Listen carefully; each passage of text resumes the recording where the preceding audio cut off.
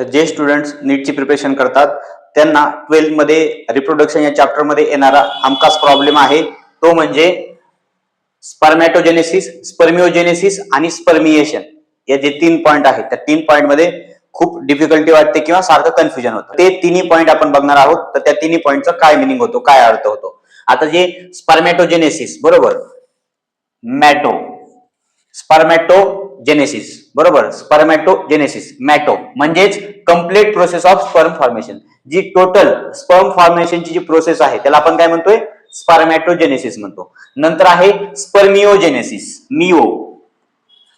तर यामध्ये काय होतंय, transformation of spermatid into mature sperm. म्हणजे जे स्पर्मॅटिड आहे तर स्पर्मॅटिडचं काय होणार आहे, मॅच्युअर स्पर्म मध्ये फॉर्मेशन होणार आहे बरोबर. आणि नेक्स्ट पॉइंट आहे स्पर्मिएशन.